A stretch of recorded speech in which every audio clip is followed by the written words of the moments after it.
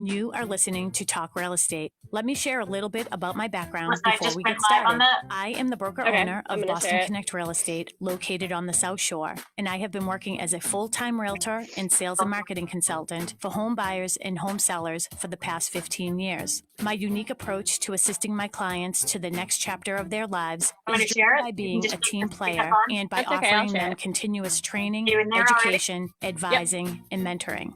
Every week, I will be providing coming up on our last 60 seconds, ranging from home buyer and home seller advice, legal matters, insurance binders, flood insurance concerns, home inspection questions, environmental worries like radon, lead paint, and mold, mortgages and loan programs, staging tips and That's ideas, the spirit, buddy. real estate contracts, market trends, home values, and more.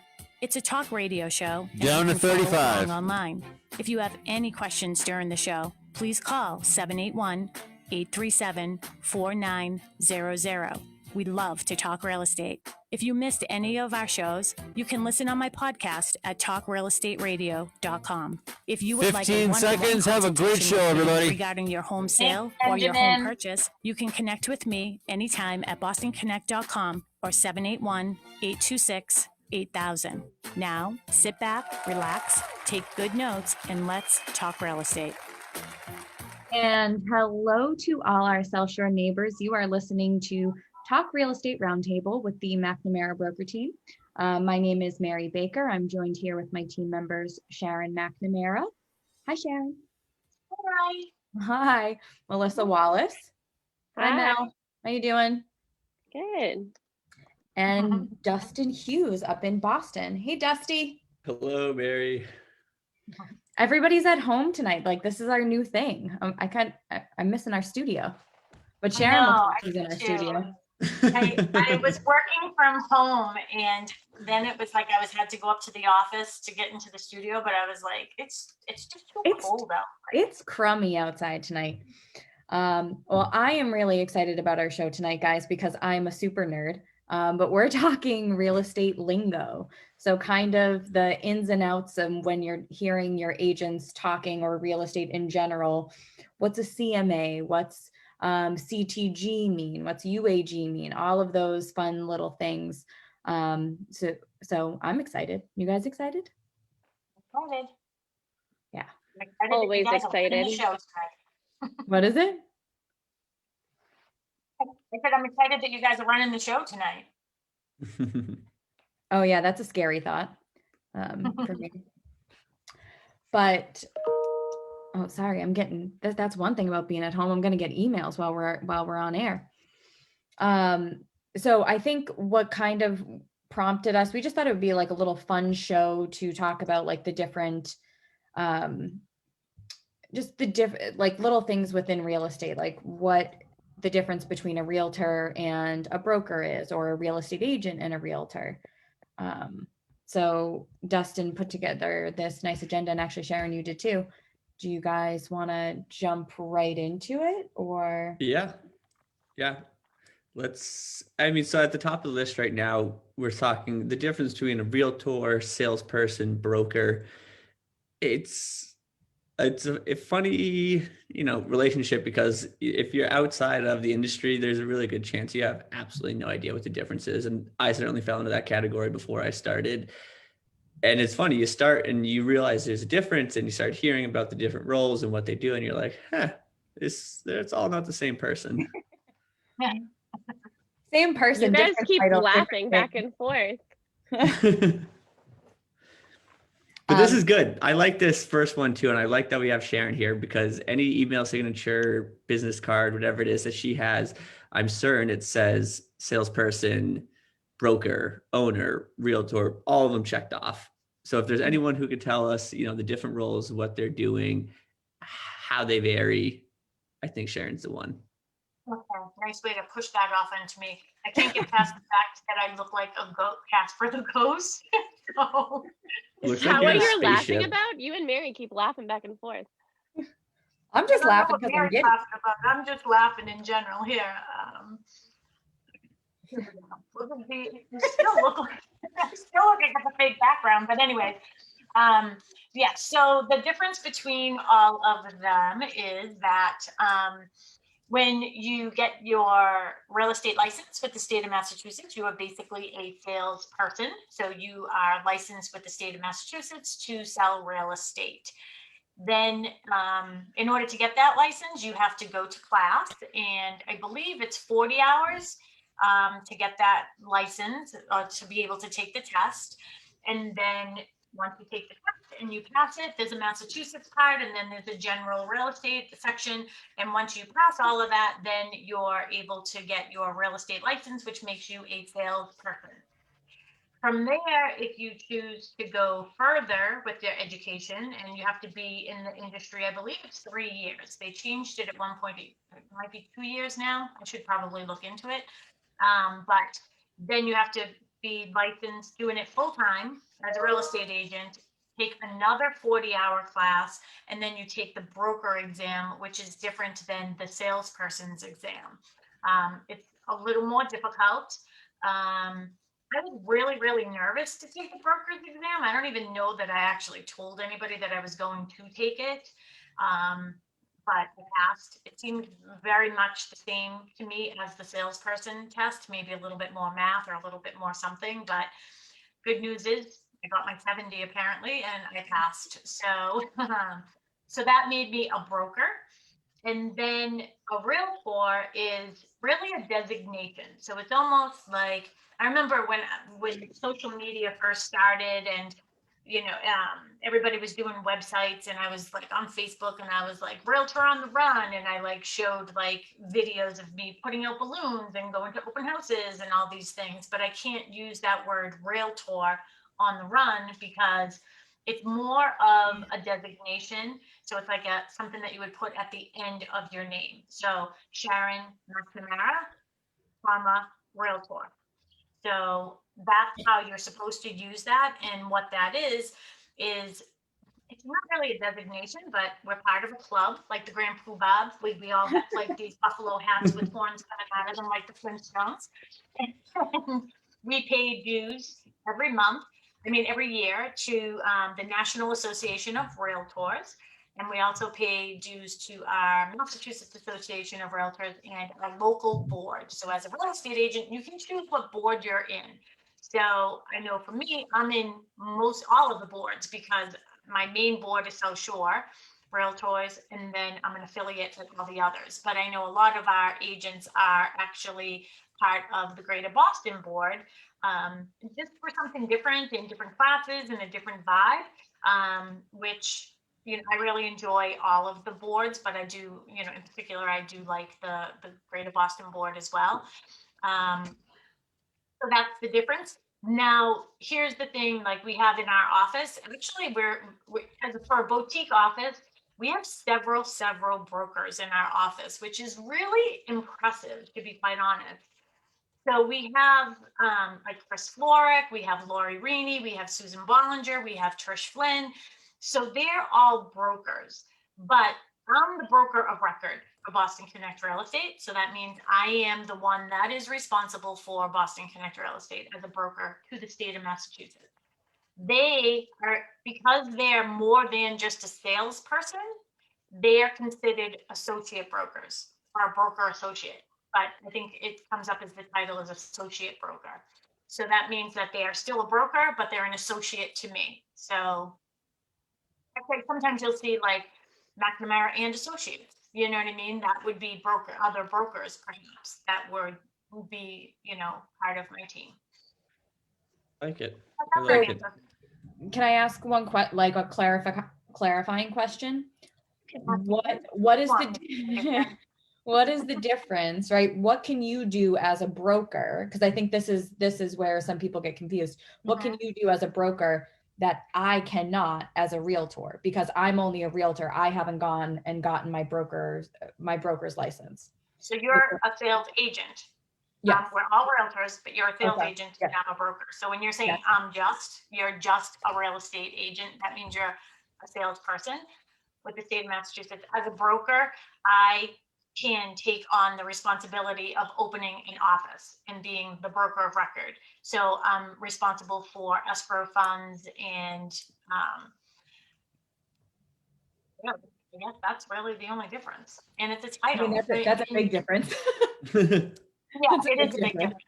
Yeah. I mean, but the state of Massachusetts just wants it that, everybody can, that everybody has that extra, the extra classes. I personally think that there should be more education involved when it comes to opening an office. I mean, when I went out on my own in 2010, it was, surprise, you're going to open up your own, hang a shingle, so to speak, but there isn't really a class for what you're responsible for and the different things you have to do. Here's a very good example. Melissa, do you want to give an example of like the responsibilities of the escrow account and how the state came in on us a few weeks ago? Yeah, so part of, what Sharon was saying about being in charge of, the escrows is, when you put an earnest money deposit down on a house, we're supposed to hold it in a non-interest bearing bank account. It has to be non-interest because we're not making money off of that. So part of, the regulations with the state, and we had somebody come in a couple weeks ago to check to make sure that, we had checks that were locked up in a secure area, that if we have anybody's deposit checks on site, that those need to be locked up as well. We have to get a letter from our bank with everybody who is on the account. It's good to have more than one broker on the account, because if God forbid anything were to happen to Sharon, somebody needs to be able to take over that money and that responsibility. So that person has to be a broker. So part of the process that we had to go through was get a letter from the bank. And Kathy over at South Shore Savings is amazing. So she was on it and just have a list of everybody, and they just make sure that, we're crossing our T's and dotting our I's.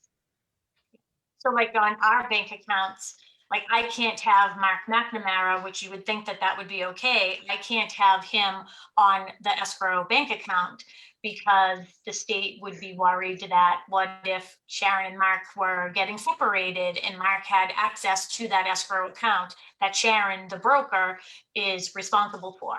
So you have to think that these rules probably came into place because it probably happened somewhere at some time. So since Mark is not a broker, he cannot be on that bank account. He can be on the operating account, but he cannot be on the escrow account. And we have several accounts in the office, but the broker account and the operating account have to be separated. There's no, like, commingling funds is a very, very big offense, and you can't do that. So let's just say that Matt Mahoney in our office has a new listing, and a buyer comes to it and they put down a deposit. We're holding $20,000 in our escrow account. That money has to sit in the escrow account. Again, it's in a non-interest bearing account. It would be too complicated to try to figure all that out with interest. So, but I can't use that $20,000 to pay the rent for Boston Connect Real Estate. I can't use that money to pay payroll. I can't use that money to pay the gas bill, the electric bill. It is completely separated. So, and then when we get down further in the list, like you'll see like due diligence and things like that, like times of the essence, all of those things come into play when you're thinking about an escrow account, because it's very, very serious. So in our office, let's just say I went to Aruba and God forbid the plane crashed and I died. Hopefully it's on the way back and not on the way there. Think about this, like if I didn't have another person that could sign on that for that account, it doesn't matter. The state would say, no, Melissa, I know, like, yes, you can see what's going on back and forth. She's handling basically the accounting aspects of things, but she can't sign anything. They would not allow that money to ever leave. So if I ever died and I was the only person on that account, that money would be held until the court decided who was going to take it over. So that's why in our office, we actually have Trish Flynn and Laurie Reaney are both brokers with the state of Massachusetts. So they are both on the escrow account. So if anything should happen to me, then all of our transactions would still be okay because Trish and Laurie can sign Trish Flynn and Laurie Reaney. They don't sign Sharon McNamara because she died on her way home from Aruba. That's Yeah. good. I think that explains a lot though, because I think a lot of people, I know people in general incorrectly refer to me as a broker because they figure you're brokering deals, I think is what they think. But in real estate for us, they're two completely different terms, a real estate agent and a broker. I'm not a broker. You know what I mean? So that is a good point, because I think in insurance, aren't they all called insurance brokers? Like, I think that might be the correlation. Yeah. it's definitely used in other fields. Well, we were just talking about this the other day between, a mortgage broker and a loan officer, what the difference with those were. So it's definitely something that, a lot of industries use. But I think because it's so common and it's so different in each industry that it can be a little confusing. Mm-hmm. And To that's all of why our we're here tonight. WHD listeners out there, I just wanted to let you know that we are live tonight. You are listening to Talk Real Estate Roundtable with the McNamara broker team here at Boston Connect Real Estate. We are all sort of remote tonight from our home studios, and Dustin is there in the South End. The rest of us are sitting in Pembroke. And if you have any questions for us, whether it has anything to do with this topic or any topic that has to do with real estate, give us a jingle, 781-837-4900, 781-837-4900. And we're happy to take your calls. And I think Mel has everything up and running on Facebook Live. So if you want to follow us there and see what's going on, feel free. All right, Mary. So if we are, talking about the difference between a buyer's agent and a seller's agent, I do not think you need to be a real estate agent to know the difference, who's representing the buyer, who's representing the seller. But can you kind of touch base on the difference when it comes to contractual arrangements and or the lack of contracts, kind of, I guess I would say, how the relationships come about between a buyer and seller's agent and the client?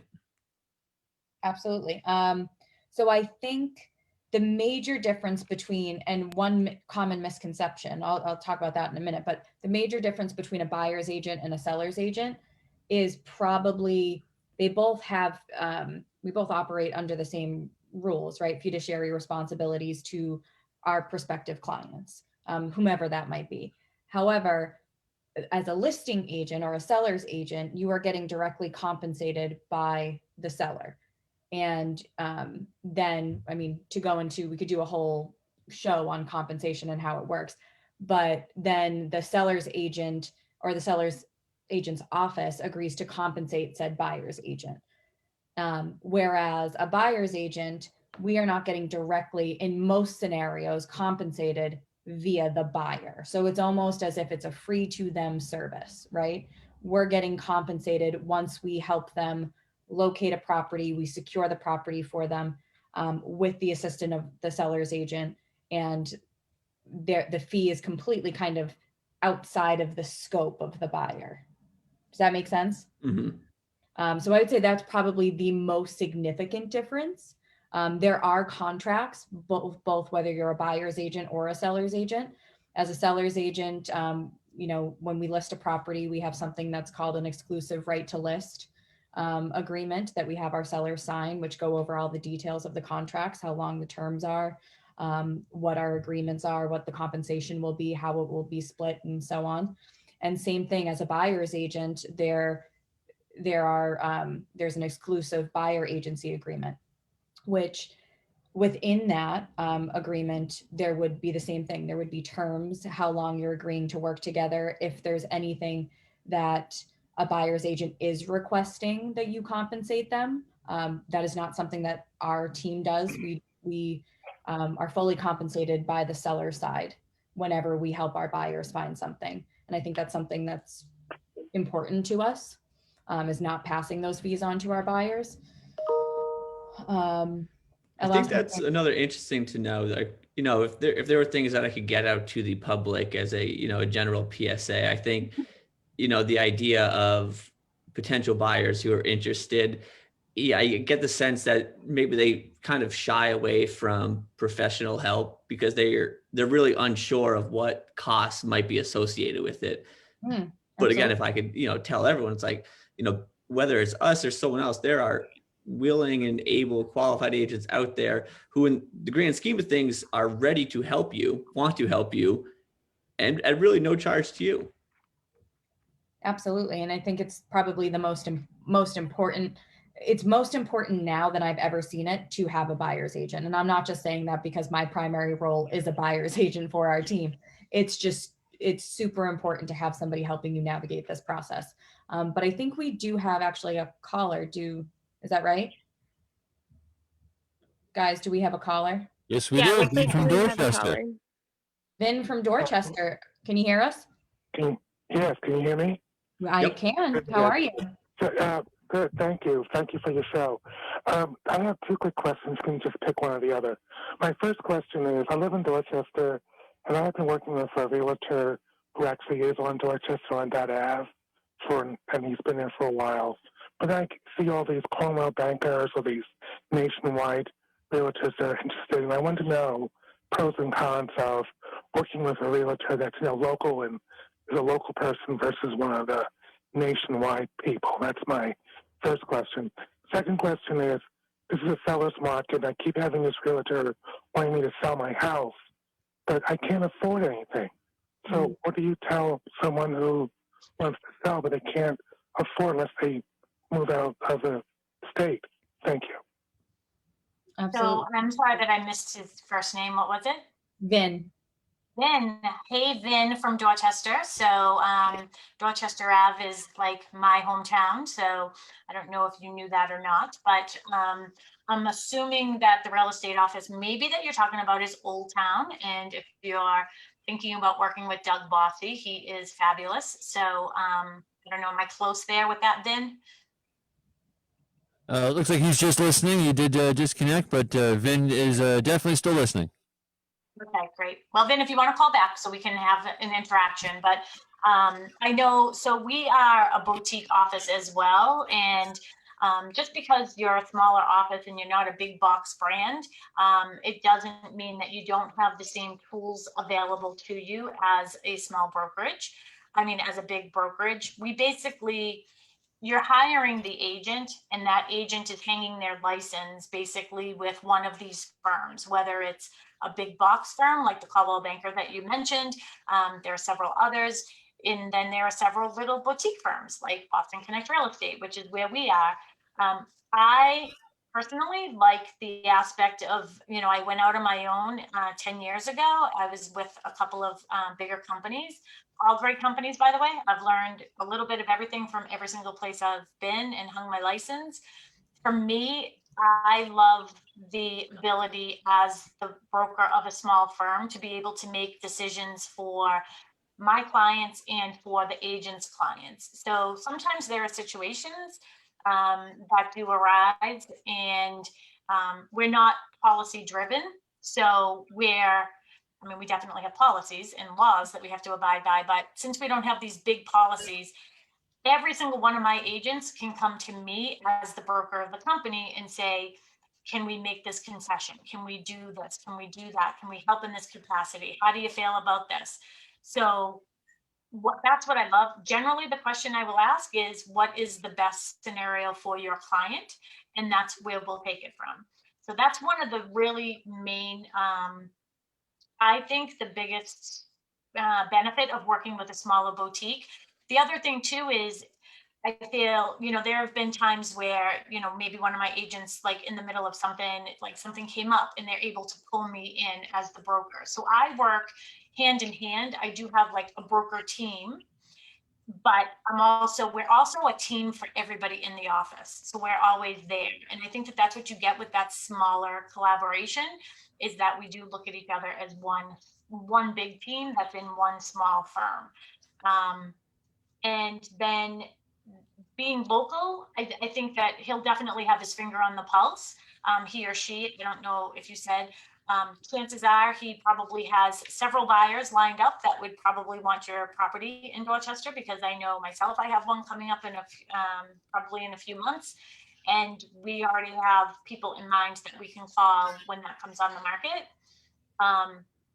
Who wants to take the problem aspect of it? So once he does sell his house, what he'll do from there.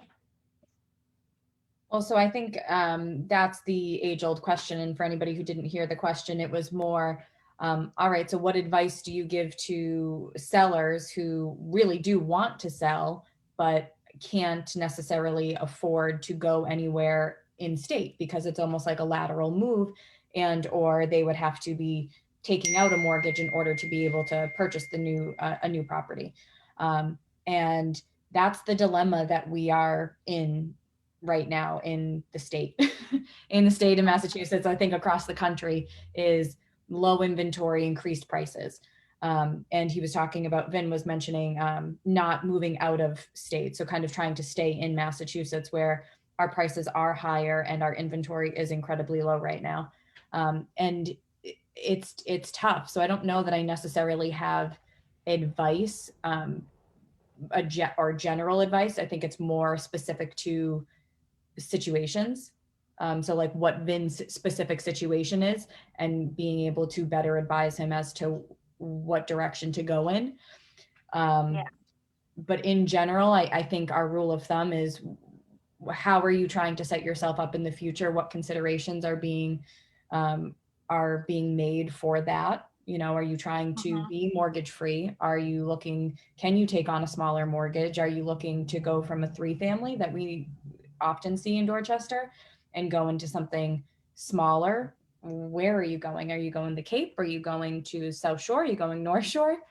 So I think all of those factors need to be considered when giving advice, I guess. Is it? And one of those things too, when you were talking about like being in, remember we used to call them the triple deckers? Mhm. So, I mean, if Vin is living in a multifamily right now, you know, there are things that you could probably do, Vin. I mean, if you're in a situation where, I mean, our team, we had a 3-family up in Adams Village area, probably 2 years ago now, and it ended up, we had over 20 offers on it. It was well over asking. They ended up completely renovating it. Doesn't even look like Dorchester to me anymore. It was really bumming me out, really made me sad. But in some instances, if you do sell if you're in a 3-family, perhaps maybe you could have a concession of some sort where you're like, okay, to the buyer, I'm willing to sell my property. However, I want the right to rent the first floor for the next 5 years. You know what I mean? Like, you can do whatever you want in these types of situations. That is, if you have, you know, a multifamily, that you can be very creative with them. That's a good. Just to touch upon the other part of his question about, like, you know, should the agent be local to your town? Sharon, I know you've gotten this question sort of a lot over your career about, you know, your primary this town agent, and now, but my house is in this town. I personally think that if the agent is a great agent, they should be able to sell a house in whatever town your house is in. Just because, you know, you have a home in Pembroke, that'd be great if you use a Pembroke agent, but anyone should really be able to sell in all the towns, really. The really information's out there. You know, Mhm. if you are, you know, continuously doing, you know, maybe the right research, a good job for your clients, regardless where they are, you know, you can still get that same information, whether it's in your hometown or a town over. And that is the thing. I know that a lot of agents will say, oh, well, you don't want to hire somebody if they don't know the area. And I know the area the best. And that might be true with some in and outs. Like, you know, I'm not sure that many people are going to know where Pie Alley is, but like I do, Mary does probably, right? So, Yeah. like, but it isn't really a street in Dorchester. It's just a place where we used to hang out. And so, I mean, you get those little intricacies, you know what I mean, when you're in any town. But in a whole, it doesn't matter if whoever's listing your home. This is another thing too, that again, no offense to the big box companies, but I do know that some of the you know, some of the great things that they have is that they have these big departments, and they'll say that they have relocation departments and all of these other things. Well, it doesn't really matter, because if somebody is relocating into Massachusetts and your house is on the market, it doesn't have to be with a relocation department from one of these big box companies.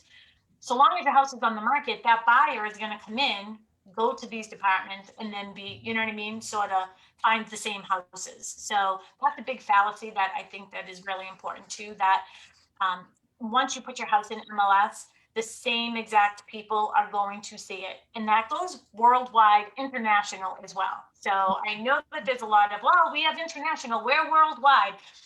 It's this thing called WWW, and we all have it, right? So Don't you agree? that's a really good segment. I want to skip down to one of our next topics, being multiple listing service, MLS. It's it's really interesting because I think the public's perceptive of what it is a little skewed post internet. I think maybe before Zillow, before any of the major search engines, MLS makes sense. It's just where all the listings are. But now, because there's so many different areas, you can find essentially all the listings. What is MLS actually? Who wants to take it? Can you take it? Mel? So MLS is what Dustin just said. It's the multiple listing services, and it's essentially a realtor or salesperson, whatever you are, whatever your designation is. You go in, you have a listing for sale, you put all that information into this website, and this website is then sent to Zillow, to Trulia, to whatever search engine you use for finding a home. But the most accurate information is directly in the MLS website. So you want to get involved. If you're looking for a house, you want to get involved with a realtor and have them get the information to you directly from there, because it's going to have the most accurate information. So Sharon is our primary listing agent. She comes to your house, you hire her to list your house.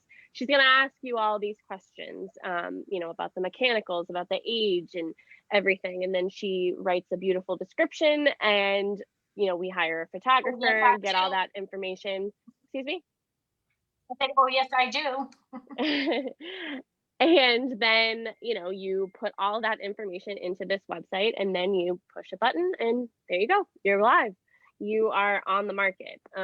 So if you really want to get all the information, firsthand in live time, it is, getting it directly from MLS. It takes a little bit of time to generate and go to the third-party websites that a lot of people use to search for a home, but the most accurate, and in every realtor who has a buyer is in MLS every single day looking for listings, especially right now because there's nothing on the market. So if anything, they just keep hitting refresh over and over and over again, and just are hoping that something else comes on the market for their buyers. I think what's funny about MLS to me is that it's really antiquated and the interface isn't great.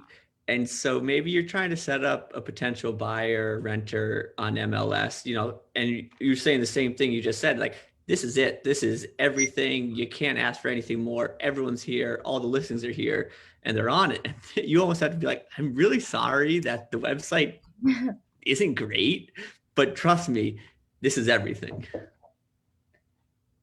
Yeah, I 100% agree. I think so you use MLS in two different ways, right? You can either put a listing in, or you can set up a buyer to view other agents' listings that match their criteria. From when you're listing a property, it's very important what the back end looks like and how much information you have in there and the photos, because that's actually the primary source of what feeds out to all of those third-party websites. But when you're a buyer and your agent has set you up in MLS, the system is really not fun to look at, and it's not user friendly. And we recommend using the system from a almost like a cross-referencing standpoint, and acknowledging that things that you're seeing, and this just happened to somebody who texted me today, they were seeing a listing that was showing as active. And in all reality, it's been under agreement since May of 2020. And it's showing under agreement in MLS as since May of 2020, but in the third-party websites, it's still showing as available.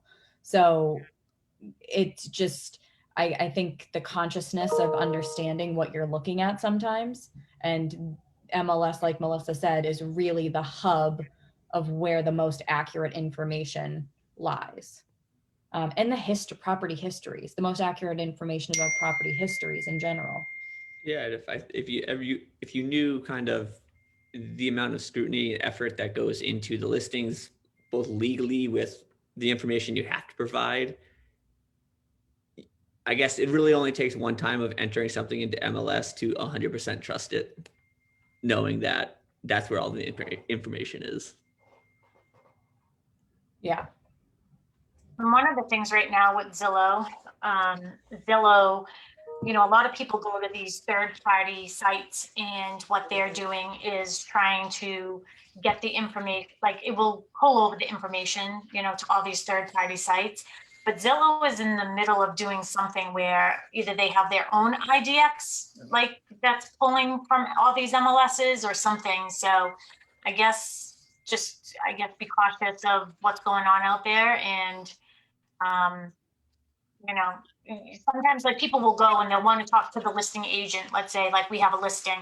They think that they're, you know, it says, you know, ask for more information. You think you're getting to the listing agent who's obviously going to know the most about a property. They push the button and it's actually, you know, brought to somebody who's paying $10,000 a month to buy Zillow leads. So it isn't the person that you think that you're getting. So I know that we get that a lot from people like, oh, I thought that I was going to get you. I actually while we were on the show last week, I got a Facebook message from somebody that said, oh, we wanted to talk to you directly. We were on Zillow and it got connected to somebody else.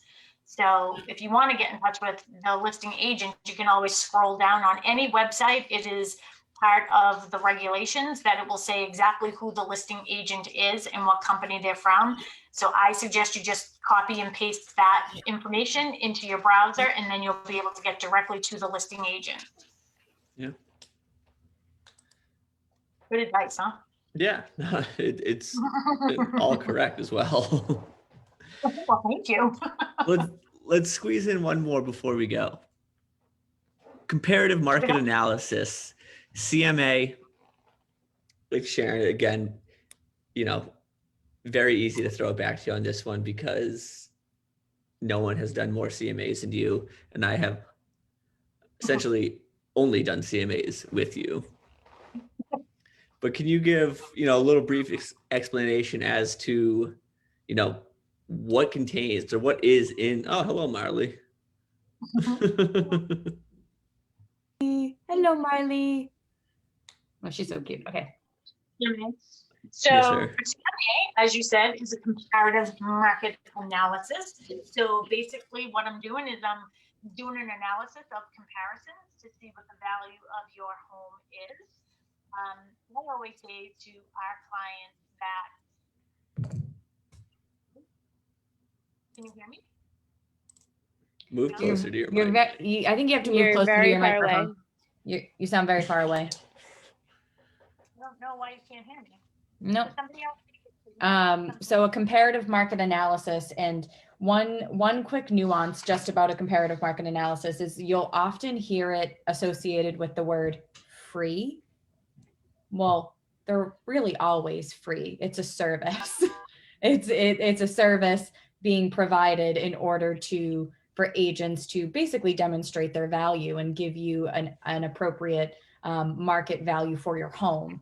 So it's kind of like I don't think we look at it this way, but in the grand scheme of things, it's the sales pitch as to why you should hire me, and I'm going to come do this market analysis on your home. I'm going to view it and give you tips and tricks and learn about the house, the systems, the the updates that you've done over the years. And then I'm going to take all of that information and compile it in order to then compare your home to what we call comps or comparable properties that have sold, similar properties that have sold within a 6-month time frame, in order to give you a value range that we feel is appropriate for their market value or what you should list your house at. I think the interesting part about that, kind of circling back to the idea of having, a super hyper focused agent in that area, or maybe using someone else's, the information you're using to do a CMA, again, is available to everyone. You do not have to live on the street to, find comparable properties, see market history, see what's happening. It's, again, available to everyone. And one of the things, you hear me better now? Yeah. Yeah. So one of the things that I always say to our clients when they come to me for me to do an analysis is that my job really is to educate them on the market and to give them an idea of what is actually on the market, comparing apples to apples. I'm very data driven, so numbers just don't lie. That's why I really do a very thorough analysis. If Vin is still listening, by the way, we do go to Dorchester, just so you know. Well, we know the area, so you can get in touch with us. But I think that for us, it's more about educating our clients on every aspect of real estate. What is the value of your home? What does it mean if you're buying a home? What does it mean if you buy a home with the listing agent and the seller's agent? Like all of those things, it's all about education. And when I'm doing a CMA, a comparative market analysis for people, I always say to them, I'm going to spend most time on the parts that are going to educate you. I promise you that we know what we're doing when it comes to advertising, marketing, promoting, social media, all of the fluff. I call it fluff because that's our job, is to help people get to this next chapter and help them on that journey. And there are so many other aspects of it. We do all the other stuff really, really well. And I'll get into it with people if they want to. The other thing is I never show anybody any of my comps and my statistics of my own. I just think it's sort of obnoxious. You know what I mean? Like, oh, our team sold this many properties last year. Like, I don't really feel the need to show my worth by a number. You know what I mean? I wish my scale, I felt the same way about my scale when I hopped on that, but I just don't see that need. I don't gauge success by a number. I gauge success by how happy our clients are. And our company is based off of referral business and people listening to the radio show and social media and every way that people are coming to us.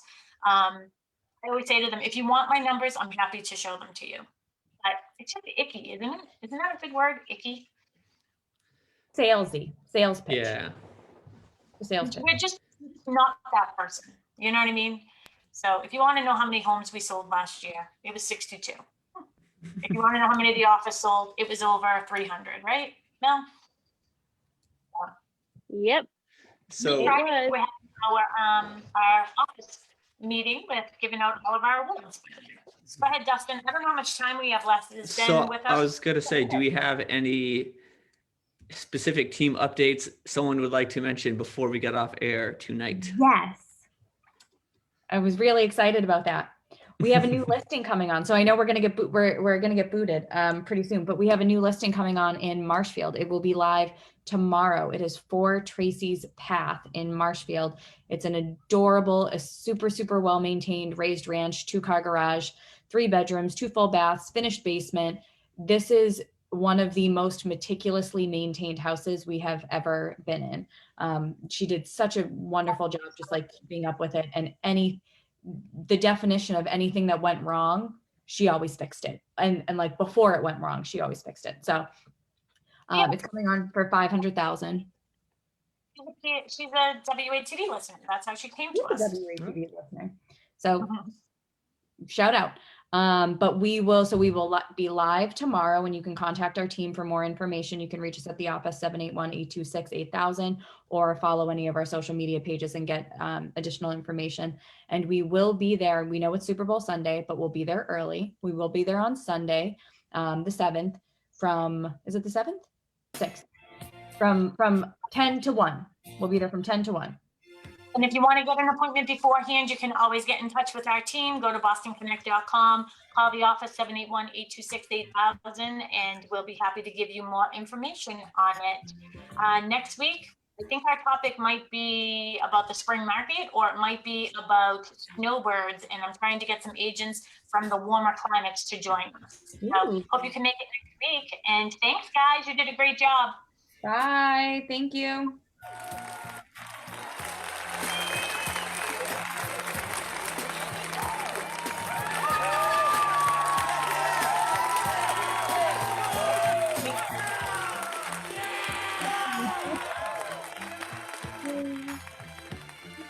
WATD FM Marshfield, WBMS Brockton. That was fun. What happened? That was fun. You can't hear him now. That was fun. We didn't get to like half of the page. I know. We're still live on Facebook. Yes, we are. Facebook fans, how are you? We're gonna log off. And remember how? Oh, it's up here.